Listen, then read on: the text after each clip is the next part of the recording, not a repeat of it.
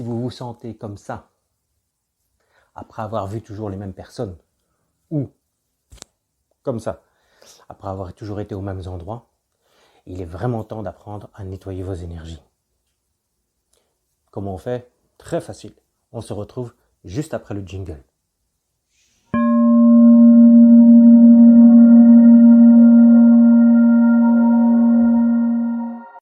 Bonjour et bienvenue sur ma chaîne Iji, dédiée à l'hygiène énergétique. Pourquoi Iji? Iji, c'est la déesse de l'hygiène. J'ai trouvé, en cherchant le nom pour ma chaîne, j'ai trouvé que Iji était un nom tout à fait adéquat. Donc aujourd'hui, nous allons parler des pollutions. Les pollutions sont à la base de l'hygiène, c'est-à-dire que c'est le niveau le plus bas. Après ça, vous avez le travail sur les parasites. Après ça, vous avez le travail sur différents niveaux de pollution qui sont de plus en plus forts et qui sont de plus en plus précis.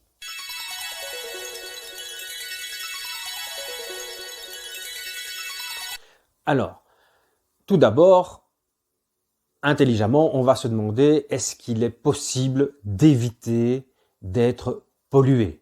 Avant même de se dire de quoi on va être pollué, est-ce qu'on peut éviter d'être pollué? La réponse est simple, c'est non. On ne sait pas éviter. Je prends un exemple. Vous arrivez dans un endroit où les gens fument. Qu'ils fument beaucoup ou peu, ça n'a aucune importance. Vous arrivez dans cet endroit, que vous ayez fait des prières avant, que vous soyez extrêmement puissant énergétiquement, que vous ayez l'amulette vraiment solaire, etc., vous allez sentir la cigarette. Vos vêtements, ils vont sentir la cigarette. Et il faut les nettoyer. C'est pas plus compliqué que ça. Donc, est-ce qu'on sait les éviter? Non. Maintenant, il est vrai que le vêtement agit comme une sorte de protection, c'est-à-dire que l'odeur va plutôt aller sur vos vêtements plutôt que sur vous. Et donc, en augmentant notre niveau de protection, c'est-à-dire en mettant des vêtements, en augmentant énergétiquement notre niveau de protection, eh bien, les polluants vont se déposer sur les protections plutôt que sur nos corps énergétiques. Et à ce moment-là, ils seront faciles à nettoyer. Tout comme si j'ai de la saleté sur mes mains, de la peinture, c'est plus compliqué à nettoyer que si j'en ai sur des vêtements de travail et que je les mets simplement à la machine à laver. C'est beaucoup plus facile à nettoyer et c'est beaucoup moins impactant.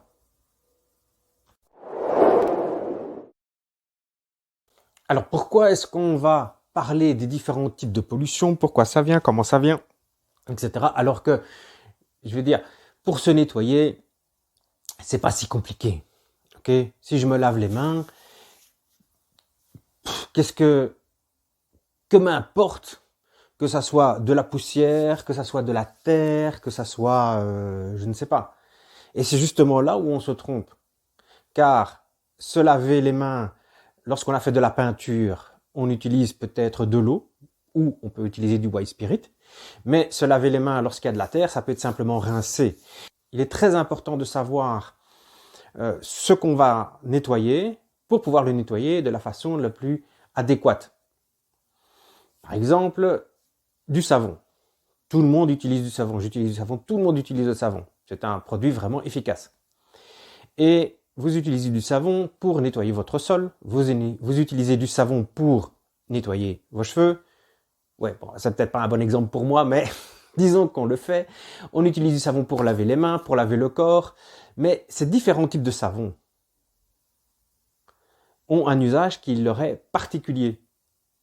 J'espère vraiment pour vous que vous ne nettoyez pas votre corps avec du savon de vaisselle, par exemple. Ou que vous ne nettoyez pas votre corps avec du savon avec lequel vous allez nettoyer le sol.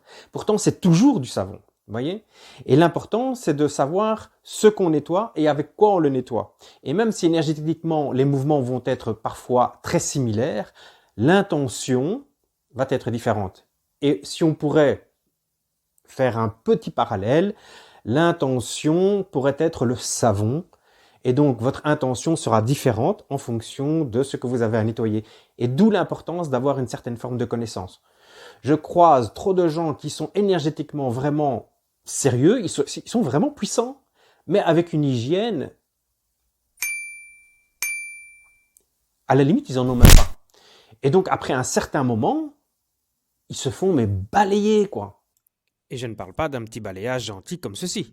Non, non, non, je parle d'un vrai bon balayage, un peu comme ceci, violent.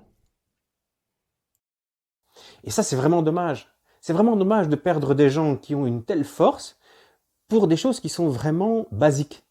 Et cette base, c'est l'hygiène. Vraiment, l'hygiène, l'hygiène, l'hygiène. Il ne vous passerait pas par l'idée de vous dire non, aujourd'hui, je ne vais pas me laver. Ou cette semaine, je ne me lave pas, ça ne sert à rien. De toute façon, je sens presque pas trop. Non, on se lave, c'est vraiment une habitude. Eh bien, énergétiquement, c'est la même chose. C'est absolument la même chose. Et donc, c'est pour ça que c'est très important de savoir à quoi on a affaire.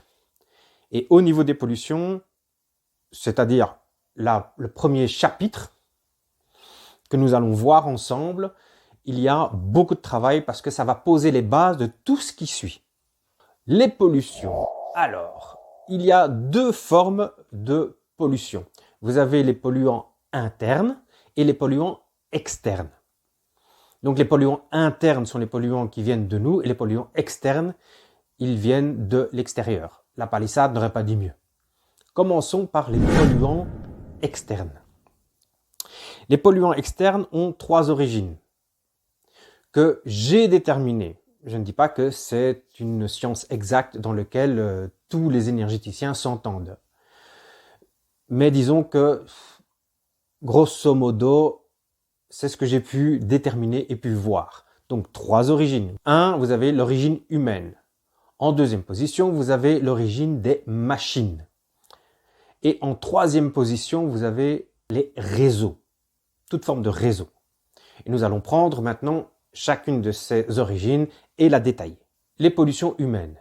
Quelles sont les pollutions humaines?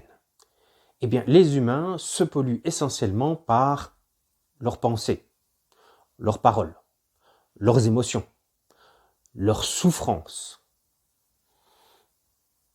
leurs croyances. Et tous ces concepts peuvent être soit conscients, soit inconscients. Vous avez des croyances qui sont, par exemple, très conscientes. Vous croyez que tel acte va faire tel résultat. Et puis vous avez tout l'inconscient. On n'a pas toujours conscience, par exemple, de croire que les hommes, l'argent, les chiens, la nature a telle influence sur nous ou telle influence. Ce sont des croyances qui sont tellement profondes qu'elles sont inconscientes. C'est pas parce qu'elles sont inconscientes qu'elles ne sont pas polluantes.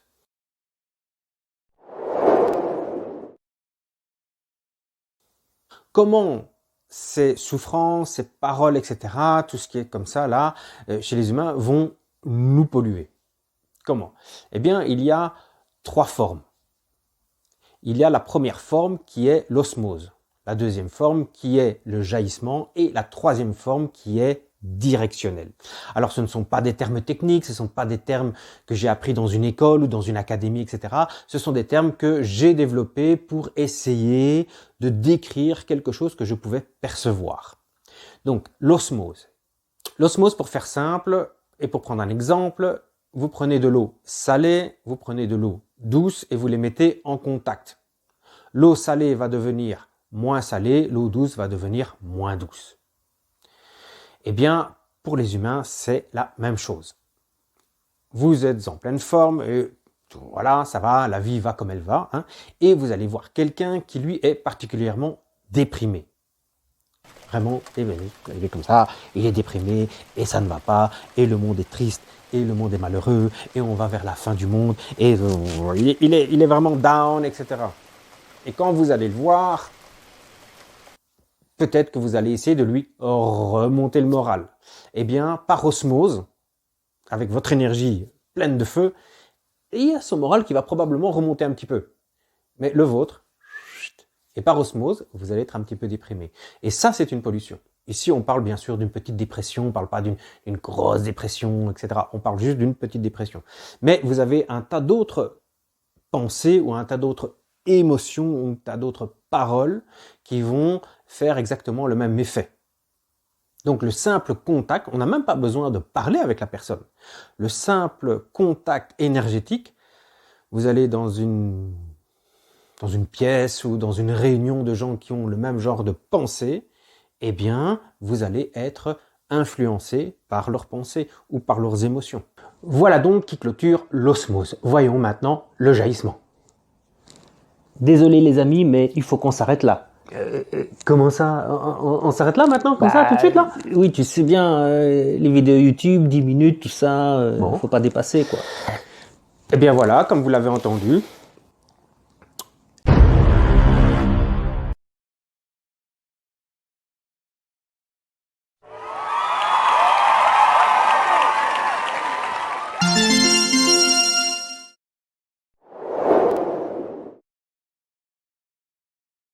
la deuxième façon, c'est le jaillissement. Le jaillissement, c'est quelque chose qui est un peu plus vigoureux, c'est-à-dire un peu plus feu. Si je prends un exemple, disons un exemple que je vis assez régulièrement, on va dire, hein, on parle toujours très bien de ce qu'on connaît le mieux. Vous êtes dans un embouteillage. Et l'embouteillage, il y a plusieurs façons de réagir à l'embouteillage. Il y a des gens qui vont être très zen,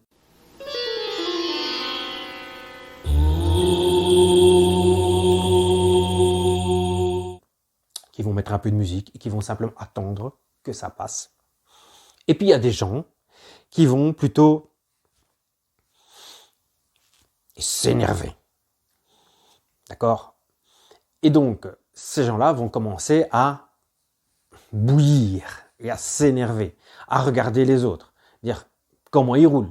Ils roulent trop lentement, mais vas-y, avance. Mais freine, mais pourquoi tu freines? Et ils commencent, voyez, à s'énerver. Et toutes ces émotions, toutes ces pensées, toutes ces vibrations vont commencer à jaillir. C'est pour ça que c'est un jaillissement. Vous voyez, c'est quelque chose qui est beaucoup plus puissant. Ce n'est pas quelque chose qui est totalement inconscient. On pourrait dire que dans l'osmose, il y a une grande partie qui est inconsciente. Il n'a pas conscience d'avoir ses croyances et elles sont là et elles. Dans le jaillissement, la personne, si on lui demande « t'es énervé ?» « Oui, bien sûr que je suis énervé. Qui ne s'énerverait pas à force de voir des abrutis comme ça ?» Vous voyez? Et donc, il y a quelque chose qui est de l'ordre qui est plus conscient et qui est justifié. Je justifie, c'est normal que. Et donc, il va comme ça jaillir. Et regarde-moi ces abrutis, et regarde-moi celui-là, et celui-ci, et celle-là. Et c'est quoi? Oui, c'est forcément encore.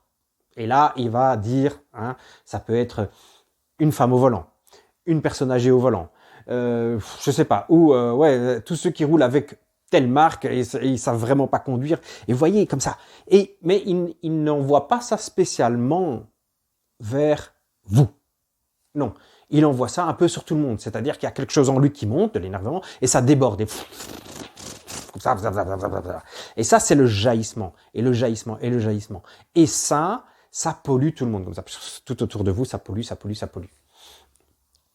Et c'est une des secondes façons de polluer.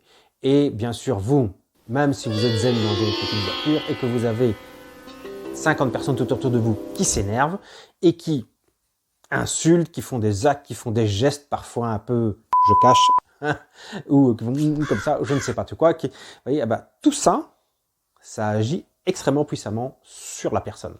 Et donc, se nettoyer, se protéger là, hein, bien sûr on peut essayer de se protéger, mais de toute façon il faudra un moment ou un autre, il faudra se nettoyer. Et c'est ça le jaillissement. Le jaillissement, c'est quelque chose qui est semi-conscient et qui va polluer tout le monde autour de vous, mais pas spécialement vous, pas spécialement lui, pas spécialement l'autre. C'est juste comme ça, c'est une pollution.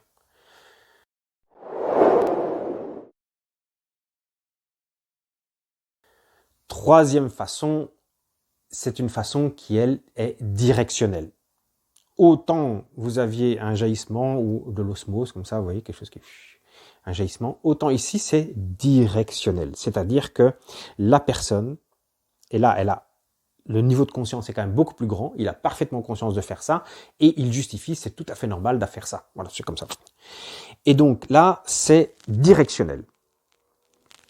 Alors, je vous mets tout de suite en garde pour ce genre de pollution.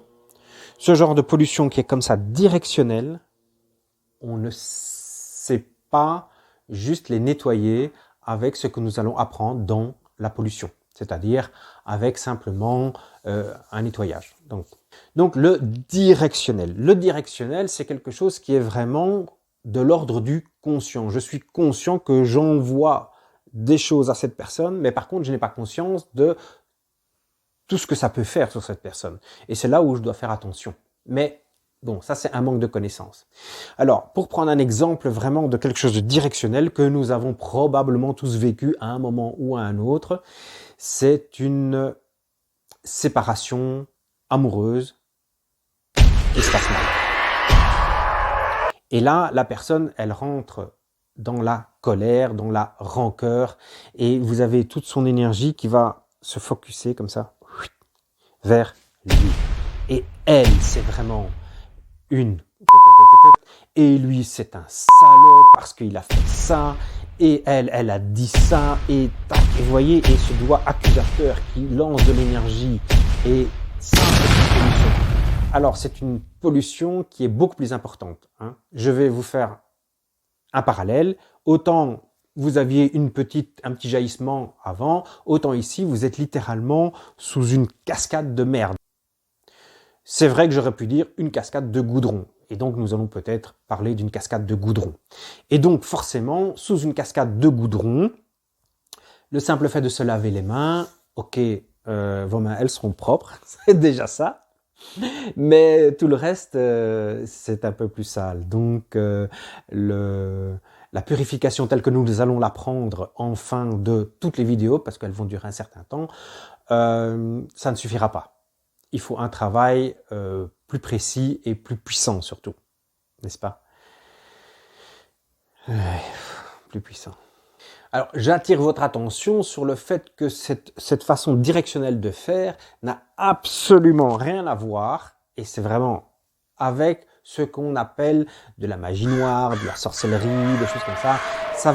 On va en parler aussi dans l'hygiène énergétique, mais ça n'a rien à voir, ok?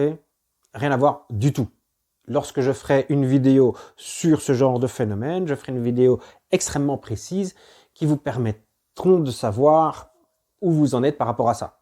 Et j'espère vraiment de tout cœur que vous n'aurez jamais à contrer ce genre de choses. Vraiment, de tout cœur, j'espère que vous n'aurez jamais à contrer ce genre de choses. Pas le directionnel, parce que ça, c'est comme ça, c'est la vie. Mais par contre, tout ce qui est magie noire, sorcellerie, etc., là, tout le monde n'est pas face à ça. Et là, il faut quelque chose d'extrêmement précis, d'extrêmement puissant. Voilà, je ferme cette parenthèse.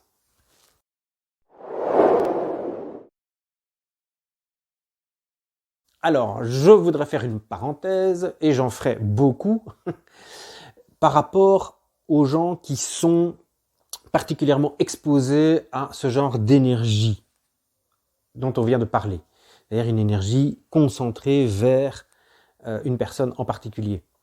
Donc, vous avez toutes les personnes qui ont une vie publique. Donc, les hommes et les femmes politiques, acteurs, chanteurs, actrices, chanteuses, etc. Tout ce qui est show business, etc. Et vous avez